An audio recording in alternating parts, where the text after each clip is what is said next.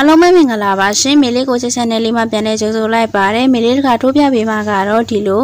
အပွင့်လင်လင်လေးနဲ့ခေါင်းသီးကျိုးထိုးလေးကိုထိုးပြပေးမှာဖြစ်ပါတယ်ဒီခေါင်းသီးကျိုးလေးကိုမေလေးကမစ်ကော်တွန်နဲ့ထိုးပါရယ်နော်ဒီလိုအပွင့်ကိုဖောင်းဖောင်းကြီးကြီးမကြိုက်ဘူးဆိုလို့ရှိရင်ဒီဓာလေးကဝီနက်ချီနဲ့ထိုးထားတာပါနော်ကိုအစင်ပြေရာချီနဲ့ကိုနှစ်သက်တဲ့ရောင်လေးတွေကိုဆက်ပြီးထိုးနိုင်ပါတယ်မစ်ကော်တွန်ကိုတော့အနက်ဘက် 3.0 mm နဲ့ထိုးပါတယ်။ဖွေးနှက်ချီကိုတော့အနက်ဘက် 1.5 mm နဲ့ထိုးပါတယ်နော်။ဒါဆိုရင်ခေါင်းစည်းကျိုးလေးစထိုးပါမယ်။ခေါင်းစည်းကျိုးလေးစထိုးဖို့အတွက်အရင်ဆုံးဒီခေါင်းစည်းကျိုးကွင်းလေးမှာဒီစည်းကျိုးလေးနဲ့ခြီပါမယ်နော်။အရင်တတင်းမခြီပါဘူးဖွားဖွားလေးပဲခြီပါမယ်။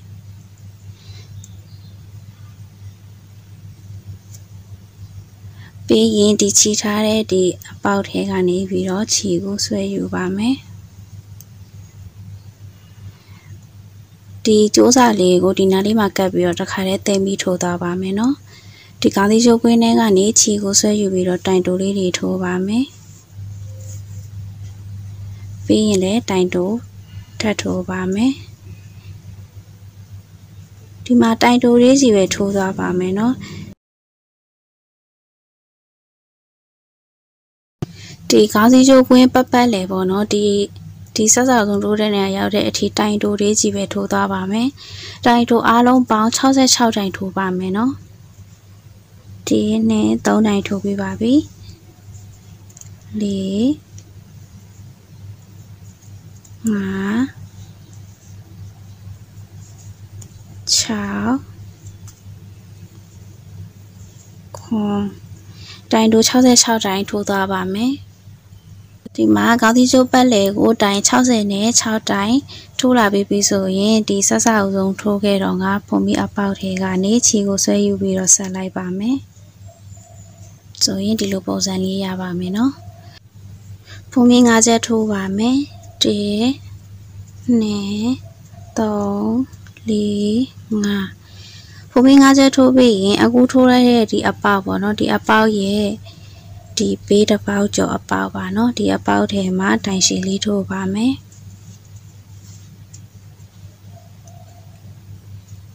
ဒါဆိုရင်ဒီလိုပုံစံလေးရပါမယ်ပြီးရင်ဖုံမီ2ချက်ထိုးပါမယ်ပြီးရင်အခုထိုးလိုက်တဲ့အပေါက်ရဲ့ဘေးတစ်ပေါက်ကျော်အပေါက်ပါနော်ဒီတစ်ပေါက်ကျော်အပေါက်ထဲမှာတိုင်ရှည်တစ်တိုင်းထပ်ထိုးပါမယ်ပြီးရင်ဖုံမီ2ချက်ထိုးပါမယ်အခုအပေါက်ရဲ့ဘေးတစ်ပေါက်ကျော်အပေါက်ထဲမှာတိုင်ရှည်ထိုးပါမယ်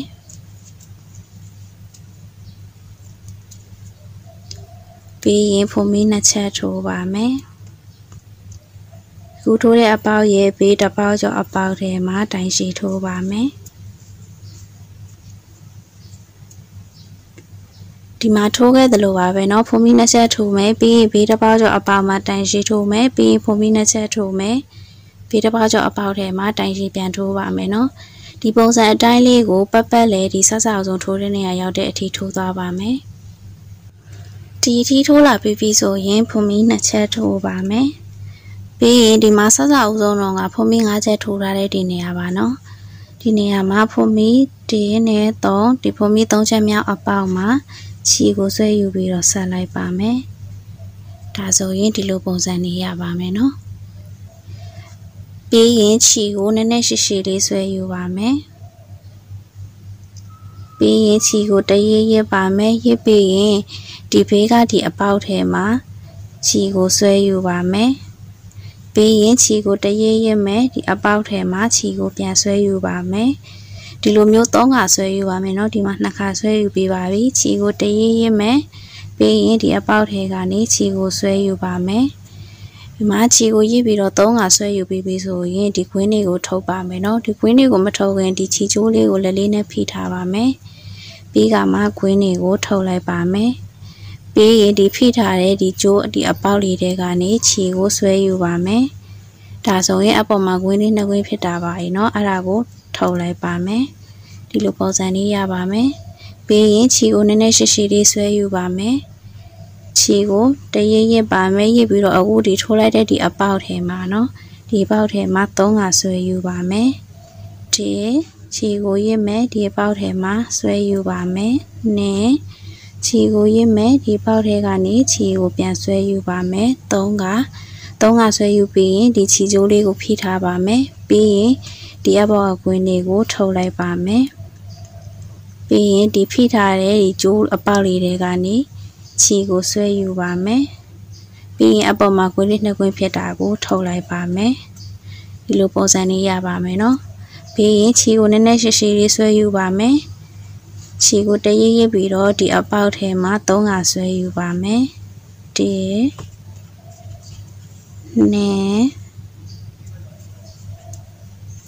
3ငါခြေကို3ကဆွဲယူပြီးဒီကွင်းလေးကိုမဖြုတ်ပါအောင်တော့မဖြုတ်ပဲနဲ့ဒီမှာခုနထိုးထားတဲ့ဒီအပေါက်ထဲကနေခြေကိုရစ်ပြီးတော့3ကထပ်ဆွဲယူပါမယ်1 2 3ပြီးရင်ဒီကွင်းလေးကိုမဖြုတ်သေးပါအောင်တော့မဖြုတ်သေးပဲနဲ့ဒီခုနဒီထိုးထားတဲ့ဒီအပေါက်ရဲ့ဒီဘေးကအပေါက်မှာခြေကိုရစ်ပြီးတော့3ကထပ်ဆွဲယူပါမယ်1 2 3ပြီးကမှဒီအပေါ်ကကွင်းလေးအကုန်လုံးကိုတစ်ခါတည်းထုတ်ပါမယ်နော်ကွင်းလေးကိုမထုတ်ခင်ဒီခြေကျိုးလေးကိုလက်လေးနဲ့ဖိထားပါမယ်ပြီးမှကွင်းလေးအကုန်လုံးကိုတစ်ခါတည်းထုတ်လိုက်ပါမယ်ပြီးရင်ဒီဖိထားတဲ့ကျိုးအပေါက်လေးတွေကနေခြေကိုဆွဲယူပါမယ်အပေါ်မှာကွင်းနှကွင်းဖြစ်တာကိုထုတ်လိုက်ပါမယ်ဒါဆိုရင်ဒီလိုပုံစံလေးရပါမယ်နော်ပြီးရင်ခြေလေးကိုနည်းနည်းရှည်ရှည်လေးဆွဲယူပါမယ်ခြေကိုတရရပြီးတော့ဒီအပေါက်ထဲမှာ3ကဆွဲယူပါမယ်1 2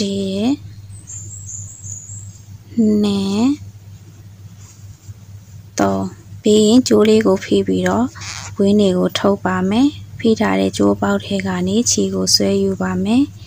အပေါ်မှာကွင်းလေးနှစ်ကွင်းဖြစ်တာကိုထုတ်လိုက်ပါမယ်ပြီးသွားရင်လည်းခြေကိုနည်းနည်းရှည်ရှည်လေးဆွဲယူပါမယ်ဒီအပေါက်ထဲမှာခြေကိုရစ်ပြီးတော့3ကထိုးပါ3ကဆွဲယူပါမယ်1 2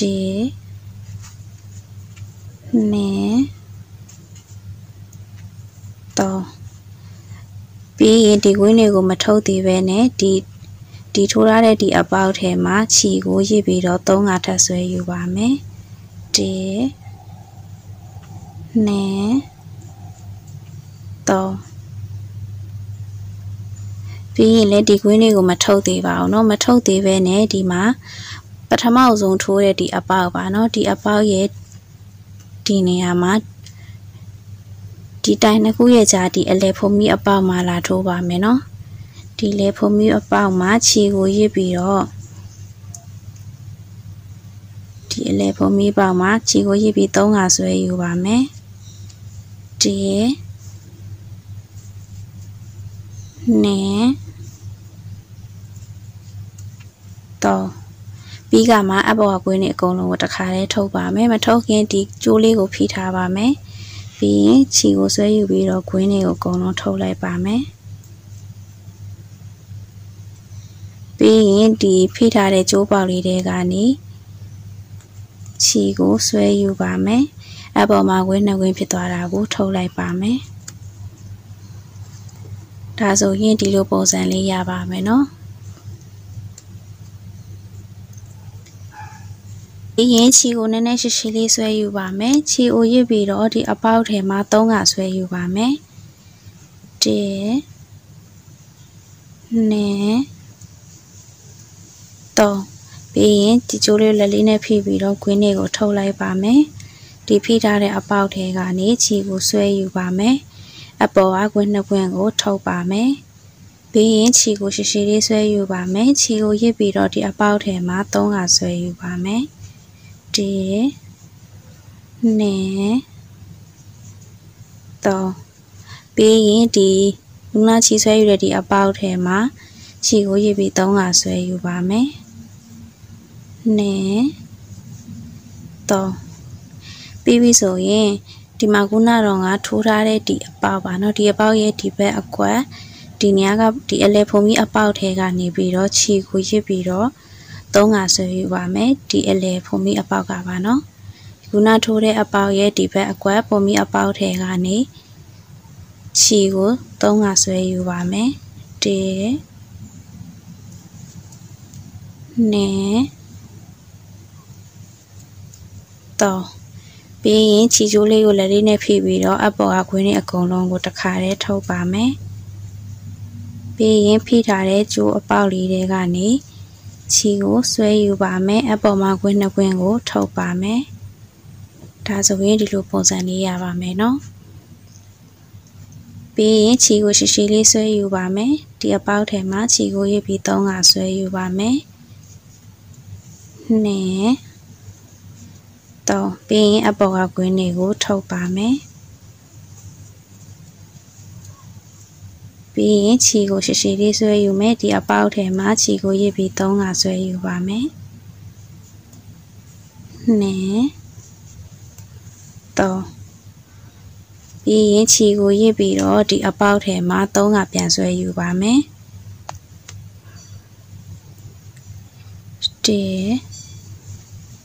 နဲ့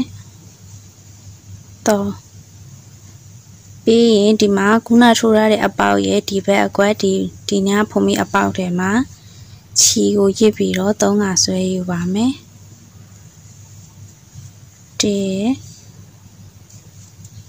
နဲ့တော့ပြီးရင်ဒီခြေကျိုးလေးကိုလက်လေးနဲ့ဖိထားပြီးတော့ဒီအပေါ်အကွင်းနဲ့အကုန်လုံးကိုတစ်ခါတည်းထုတ်လိုက်ပါမယ်ပြီးရင်ဖိထားတဲ့ဒီအပေါက်လေးတွေကနေခြေကိုဆွဲယူပါမယ်အပေါ်အကွင်းနှစ်ကွင်းကိုထုတ်ပါမယ်ဒီလိုပုံစံလေးရပါပြီနော်ပြီးရင်ခြေကိုနည်းနည်းရှည်ရှည်လေးဆွဲယူပါမယ်ဒီအပေါက်ထဲမှာခြေကို3ခါဆွဲယူပါမယ်နဲ့တော့ပြီးရင်အပေါ်ကကွင်းတွေကိုထုတ်ပါမယ်ပြီးရင်လည်းဒီအပေါက်ထဲမှာခြေကို3ခါဆွဲယူပါမယ်နဲ့တော့ပြီးရင်ဒီအပေါက်ထဲမှာ3ခါပြန်ဆွဲယူပါမယ်နဲ့တော့ပြီးပြီဆိုရင်ဒီမှာထိုးထားတဲ့ဒီအပေါက်ရဲ့ဒီဘက်အပေါက်ပါနော်ဒီအလဲဖုံမီအပေါက်လေးတွေကနေခြေကိုရစ်ပြီးတော့3ခါပြန်ဆွဲယူပါမယ်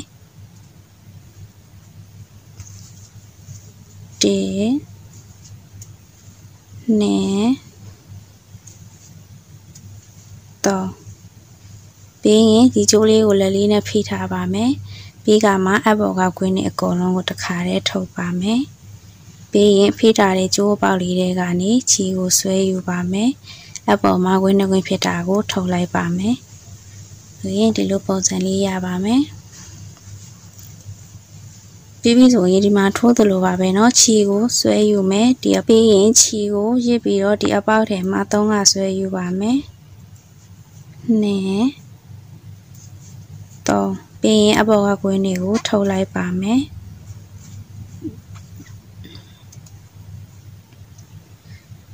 ပြီးရင်ဒီအပေါက်ထဲမှာ3ခါပြန်ဆွဲယူပါမယ်နဲ့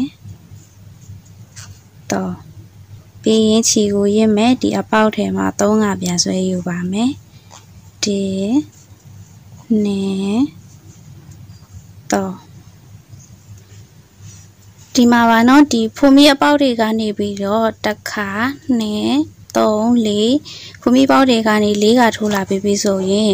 အခုတစ်ခါကဒီဘက်မှာပြန်လာထိုးပါမယ်เนาะဒီဘက်အကွက်ဒီမှာထိုးပါမယ်ဒီမှာခုနကတော့ဒီအကွက်မှာထိုးထားပါရဲ့เนาะ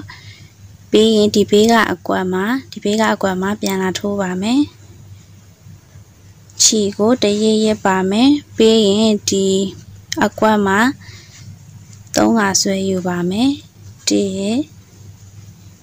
နဲ့တော့ဒီချီကျိုးလေးကိုဖိပြီးတော့အပေါ်ကကွင်းနဲ့အကုန်လုံးကိုတစ်ခါတည်းထုတ်လိုက်ပါမယ်ပြီးရင်ဒီဖိထားတဲ့ဒီချီကျိုးအပေါက်လေးတွေကနေခြေကိုဆွဲယူပါမယ်အပေါ်ကကွင်းနဲ့နှစ်ကွင်းကိုထုတ်လိုက်ပါမယ်ဒါဆိုရင်ဒီလိုပုံစံလေးရပါမယ်เนาะပြီးရင်ခြေကိုရှည်ရှည်လေးဆွဲယူပြီးတော့ဒီအပေါက်ထဲမှာ3ခါဆွဲယူပါမယ်နဲ့တော့ပြီးရင်ကွင်းတွေကိုထုတ်ပါမယ်ပြီးရင်လည်းဒီအပေါက်ထဲမှာခြေကိုရစ်ပြီး3ခါဆွဲယူပါမယ် 1 2 3ပေးရင်ဒီအပေါက်ထဲမှာခြေကိုရစ်ပြီး3ကထပ်ဆွဲယူပါမယ်1 2 3ပြီးပြီဆိုရင်ဒီမှာခုနထိုးတဲ့ဒီအကွက်เนาะဒီအကွက်ရဲ့ဒီဘက်ဘေးအကွက်ထဲမှာခြေကိုရစ်ပြီးတော့3ကဆွဲယူပါမယ်1 2 3ပြီးရင်အပေါ်ကွင်းနဲ့အကုန်လုံးကိုတစ်ခါတည်းထုတ်လိုက်ပါမယ်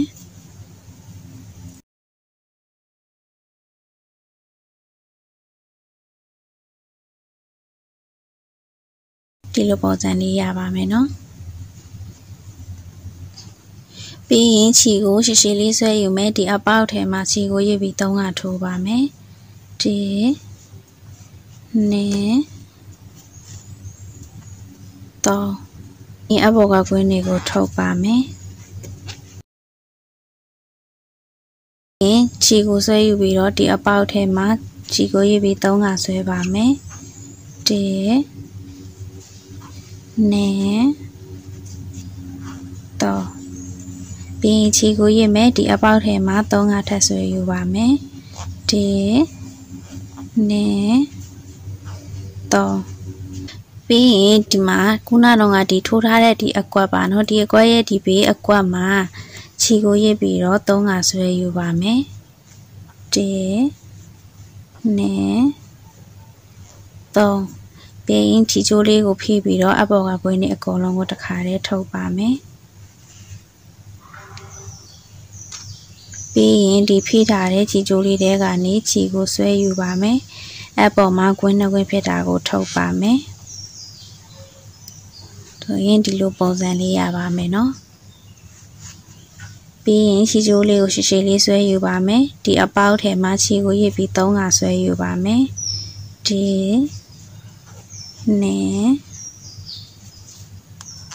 3ပြီးရင်အပေါ်ကကွင်းတွေကိုထုတ်ပါမယ်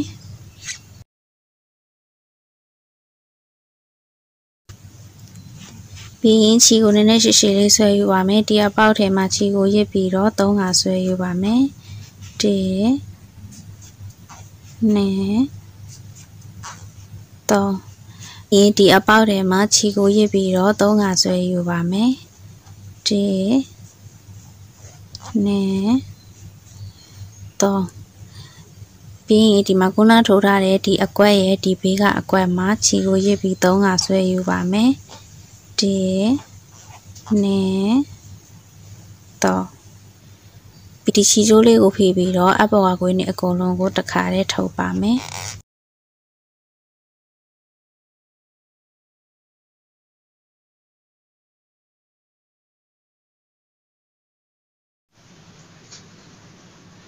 ဒီမှာတော့ဒီဘက်အကွက်လေးတွေကနေပြီးတော့ထိုးလာတာ1 2 3 4ကထိုးလာပြီးဆိုရင်ဒီဘက်ဖုံးမီးပေါက်တွေမှာပြန်လာထိုးပါမယ်เนาะဒီခုနထိုးထားတဲ့ဒီဖုံးမီးအပေါက်ရဲ့ဒီဘက်အကွက်ဒီဖုံးမီးအလဲဖုံးမီးပေါက်မှာပြန်လာထိုးပါမယ်ခြေကိုရစ်ပြီးတော့ဒီပေါက်ထဲမှာ3ကဆွဲယူပါမယ်1 2 3ပြီးရင်ကွင်းတွေကိုထုတ်ပါမယ်ပြီးရင်လည်းခြေကိုရစ်ပြီးတော့ဒီပေါက်ထဲမှာ3ကပြန်ဆွဲယူပါမယ်1 2 3ပြီးရင်ဒီအပေါက်မှာ3ကပြန်ဆွဲယူပါမယ်1 2 3ပြီးပြီဆိုရင်ဒီမှာခုနထိုးထားတဲ့ဒီဖုံးမီးပေါက်ရဲ့ဒီဘက်အကွက်ဒီအလဲဖုံးမီးပေါက်မှာခြေကိုရစ်ပြီးတော့3ကဆွဲယူပါမယ်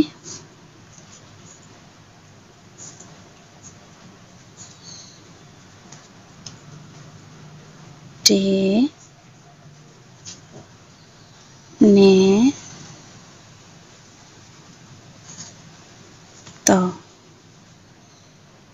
ဒီအပေါ်ကကွင်းလေးကိုထုတ်ပါမယ်တော့မထုတ်ခင်ဒီချိုးလေးကိုဖိထားပါမယ်ပြီးကမှ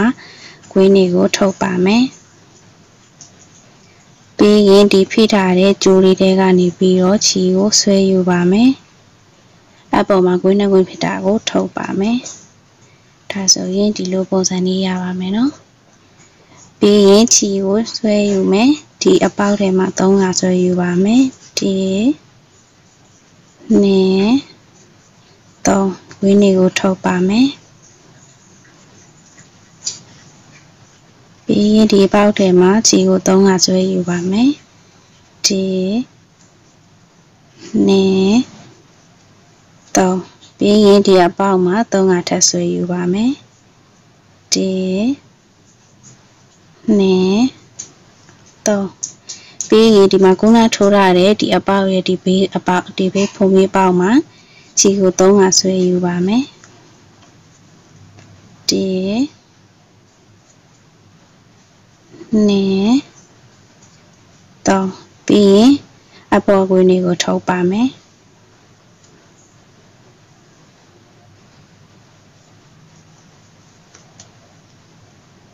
ဒီပုံစံအတိုင်းမှာနော်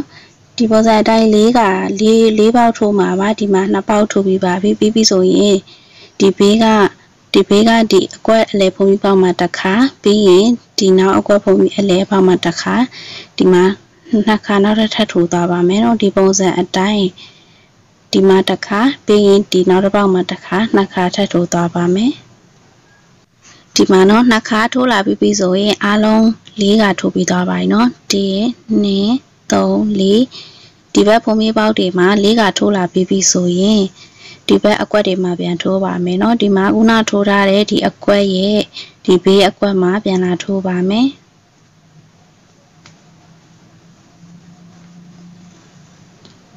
ခြေကိုရစ်ပြီးတော့3ကဆွဲယူပါမယ်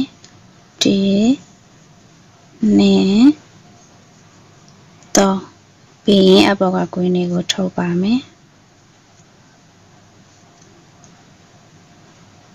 ပြီးရင်ခြေကိုရစ်ပြီး3ကဒီပေါက်ထဲမှာဆွဲယူပါမယ်1 2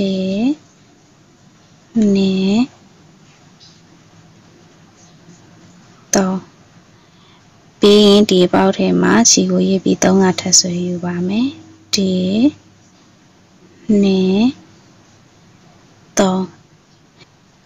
ပြီးပြီဆိုရင်ဒီခုနတော့ကဒီထိုးထားတဲ့အကွက်ရဲ့ဒီဘေးအကွက်ထဲမှာနော်ဒီဘေးအကွက်ထဲမှာခြေကိုရစ်ပြီးတော့3ကဆွဲယူပါမယ်1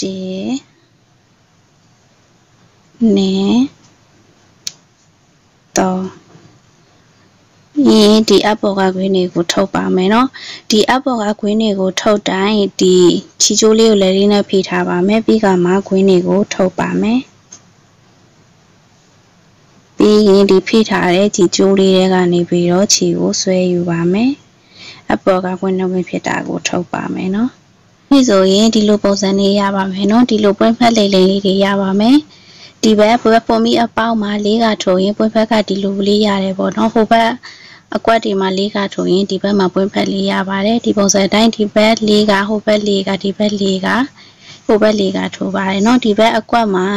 4ကထိုးပါမယ်ဒီမှာကတစ်ခါထိုးပြီးပါပြီနော်ဒီမှာတစ်ခါထိုးပြီးပါပြီပြီးရင်ဒီမှာတစ်ခါဒီမှာတစ်ခါဒီမှာတစ်ခါ4ကနောက်ထပ်3ကထပ်ထိုးပါမယ်နော်ဒီဘက်မှာနောက်ထပ်3ကထပ်ထိုးရင်4ကဖြစ်သွားပါမယ်ပြီးရင်ဒီဘက်မှာဒီထိုးထားတဲ့အပေါက်ရဲ့ဒီဘက်အလဲဒီဖုံးမီပေါက်မှာတစ်ခါဒီကနေစထိုးပါမယ်နော်ဒီဘက်မှာလည်း4ကထိုးပါမယ်1 2 3 4ဒီဘက်မှာ4ကထိုးမယ်ပြီးတော့ရင်ဒီဘက်အကွက်မှာ4ကပြန်ထိုးမယ်ပေါ့နော်ဒီပုံစံအတိုင်းဒီဘက်4ကဟိုဘက်4ကဒီဘက်4ကဟိုဘက်4ကနဲ့ပတ်လေဒီဆက်ဆောက်ဆုံးထိုးတဲ့နေရာရောက်တဲ့အထိထိုးသွားပါမယ်ဒီမှာတော့အပွင့်လေးတွေကိုပတ်လေဒီဆက်ဆောက်ဆုံးထိုးတဲ့နေရာရောက်တဲ့အထိထိုးလာပြီးပါပြီနော်ဒီမှာဖုံးမြေပေါက်လေးတွေမှာတစ်ခါနှစ်ခါ3ခါ4ခါထိုးလာပြီးပါပြီပြီးပြီဆိုရင်ဒီဘက်မှာတစ်ခွက်ကျန်ပါရဲ့เนาะဒီကျန်တဲ့တစ်ခွက်ကိုမထိုးတော့ပါဘူးဒီဘက်မှာ4ခါထိုးပြီးပြီဆိုတော့ဒီဘက်ခြမ်းမှာပြန်ထိုးပါမယ်ဒီမှာခုနထိုးထားတဲ့ဒီအကွက်ရဲ့ဒီဘက်အကွက်ကနေစထိုးပါမယ်เนาะဒီမှာ3ခွက်ကျန်ပါတယ်ဒီမှာ3ခွက်ကျန်တာကို2ခွက်ပဲထိုးပါမယ်เนาะဒီနောက်ဆုံးဒီတစ်ခွက်ကိုမထိုးပါဘူးဒီ2ခွက်ကိုပဲထိုးပါမယ်ခြီကိုနည်းနည်းရှည်လေးဆွဲယူပါမယ်ခြီကိုရစ်ပြီးတော့ဒီအပေါက်ထဲမှာ3ခါဆွဲယူပါမယ်2 3ပြီးရင်ခြီကျိုးလေးကိုဖိပြီးတော့ကွင်းလေးကိုထုတ်ပါမယ် ပြီးရင်လည်းခြေကိုရစ်ပြီးတော့3ကဆွဲယူပါမယ်နဲ့3ပြီးရင်ခြေကိုရစ်ပြီးတော့ဒီအပေါက်ထဲမှာ3ကထပ်ဆွဲယူပါမယ်နဲ့3ဒီမှာတော့ခုနထိုးထားတဲ့အပေါက်ရဲ့ဒီဘေးအကွက်ထဲမှာခြေကိုရစ်ပြီး3ကဆွဲယူပါမယ်နော်ဒီအကွက်မှာ3ကဆွဲယူပါမယ်ဒီနဲ့3ပြီးရင်အပေါ်ကကွင်းနဲ့အကုန်လုံးကိုတစ်ခါတည်းထုတ်လိုက်ပါမယ်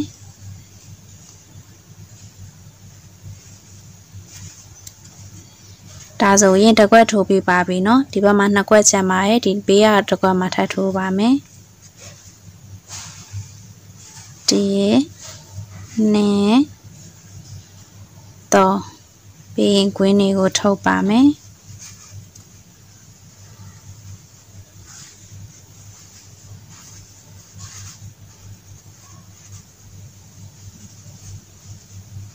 ဒီအပေါက်တွေမှာ3ကထပ်ဆွဲယူပါမယ်နဲ့တော့ပြီးရင်ဒီဘေးကအကွက်ထဲမှာเนาะဒီခုနထိုးထားတဲ့အကွက်ရဲ့ဒီဘေးကအကွက်ထဲမှာခြေကို3ကဆွဲယူပါမယ်ဒီနဲ့တော့ပြီးရင်အပေါ်ကကွင်းနဲ့ကိုလုံးကိုထုတ်ပါမယ်မှာ2ခွက်ထိုးလာပြီးပါပြီเนาะပြီးပြီဆိုရင်ဒီကျန်တဲ့တစ်ခွက်ကိုမထိုးတော့ပါဘူးဘာဖြစ်လို့လဲဆိုတော့ဒီမှာအခု2ခွက်ထိုးလာပြီးပါပြီเนาะဒီမှာဆက်စောက်ဆုံးထိုးခဲ့တော့ငါဒီမှာ2ခွက်ထိုးထားပါတယ်ဒီဆက်စောက်ဆုံးထိုးခဲ့တော့ငါ2ခွက်ရဲ့အခုထိုးလိုက်တဲ့2ခွက်ရဲ့ဆိုရင်4ခွက်ဖြစ်သွားပါတယ်เนาะအဲကြောင့်မလို့ဒီကျန်တဲ့တစ်ခွက်ကိုမထိုးတော့ပါဘူးပြီးပြီဆိုရင်ဒီမှာဆက်စောက်ဆုံးထိုးခဲ့တော့ငါဒီနေရာကဖုံမီအပေါက်နဲ့ချီကိုဆက်ပါမယ်เนาะမဆက်ခင်ဒီအပေါ်က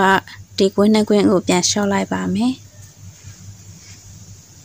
မနော်ဒီအပေါ်ကကွင်းနဲ့ကွင်းကိုမထုတ်ခင်ဒီအပေါက်ထဲကနေပြီးတော့ချီကိုဆွဲယူပါမယ်ပြီးမှဒီအပေါ်ကကွင်းနဲ့ကွင်းကိုထုတ်လိုက်ပါမယ်เนาะ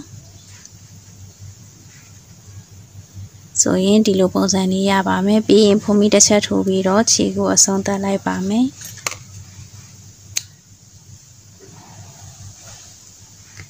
ပြီးရင်ဒီချီကျိုးလေးကိုအလေးနဲ့ထိုးပြီးတော့ဒီအထဲမှာချီစားလေးမပေါ်အောင်သိမ်းလိုက်ပါမယ်နော်ချီကျိုးလေးကိုဒီအတွင်းဘက်မှာသိမ်းလာပြီးဆိုရင်ဒီလိုပုံစံလေးရပါမယ်နော်ဒီလိုအပွင့်လေးတွေနဲ့ခေါင်းစည်းကျိုးလေးရပါမယ်ပြီးရင်ဒီအပွင့်ထိတ်လေးတွေကိုအနားလေးထိုးပါမယ်နော်ဒီအပွင့်အနားလေးလိုက်ဖို့အတွက်မေလေးကဒီ2 ply နဲ့ထိုးပါမယ်နော်အနားလေးတွေကိုပပလေးလိုချင်တာဖြစ်ကြမှု2 ply နဲ့ထိုးတာပါတကယ်လို့2 ply နဲ့မထိုးချင်ဆိုလည်းဒီမိနစ်ပဲထိုးသွားလေရတယ်ပေါ့နော်ကိုနှစ်သက်တယ်လို့ထိုးလို့ရပါတယ်ဒီအပွင့်နာလေးထိုးဖို့အတွက်ဒီလိုအပွင့်ပါနော်ပေနေရကနေပဲစထိုးလို့ရပါတယ်ဒီလိုအပွင့်ဒီအလဲအပေါက်လေးတွေကနေပြီးတော့စထိုးပါမယ်ချီကိုဆွဲယူပါမယ်အနောက်မှာ2ရက်လောက်ရေးလိုက်ပါမယ်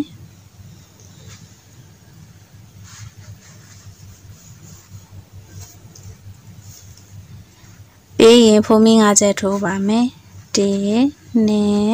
3 4 5ပြီးသွားရင်ဒီဘေးဒီအပေါက်ကနေတိုင်တူလေးထိုးပါမယ်ပြီးရင်ဖုံမီ5ချက်ထိုးပါမယ်ပြီးရင်ဒီအပေါက်မှာတိုင်တူထိုးပါမယ်ပြီးရင်လည်းဖုံမီ5ချက်ထိုးပါမယ်ပြီးရင်ဒီအပေါက်မှာတိုင်တူထိုးပါမယ်ပြီးရင်လည်းဖုံမီ5ချက်ထိုးပါမယ်ဒီအပေါက်မှာတိုင်တူထိုးပါမယ်ပြီးရင်လည်းဖုံမီ5ချက်ထိုးပါမယ်ပြီးရင်ဒီအပေါက်မှာတိုင်တူထိုးပါမယ်ပြီးရင်လည်းဖုံမီ5ချက်ထိုးပါမယ်ပြီးရင်ဒီအပေါက်မှာတိုင်တူထိုးပါမယ်ပြီးရင်လည်းဖုံမီ5ချက်ထိုးပါမယ်ဒီအပေါက်မှာတိုင်တူထိုးပါမယ်ဒီပုံစံအတိုင်းလေးပါပဲเนาะဖုံမီ5ချက်ထိုးမယ်ပြီးရင်ဒီပေါက်မှာတိုင်တူထိုးမယ်ဖုံမီ5ချက်ထိုးမယ်ဒီပေါက်မှာတိုင်တူထိုးမယ်ဖုံမီ5ချက်ထိုးမယ်ဒီမှာတိုင်တူထိုးမယ် ပုံမင်း5ချက်ထိုးမယ်ဒီမှာတိုင်တူထိုးမယ်ပေါ့နော်ဒီပုံစံအတိုင်းလေးဒီအပွင့်လိန်လေးတောက်လျှောက်ပေါ့နော်ပတ်လေဒီဆက်ဆောက်ဆုံးထိုးတဲ့နေရာရောက်တဲ့အထိထိုးသွားပါမယ်ဒီမှာနော်ခြေပေးနာလေးတွေကိုဒီဆက်ဆောက်ဆုံးထိုးတဲ့နေရာရောက်တဲ့အထိထိုးလာပြီးပြီဆိုရင်ဒီဆက်ဆောက်ဆုံးထိုးခဲ့တော့ငါဒီအပေါက်ထဲကနေခြေကိုဆွဲယူပြီးတော့ဆက်လိုက်ပါမယ်ပြီးရင်ခြေကျိုးလေးကိုဖြတ်ပြီးတော့အဆုံးသတ်လိုက်ပါမယ်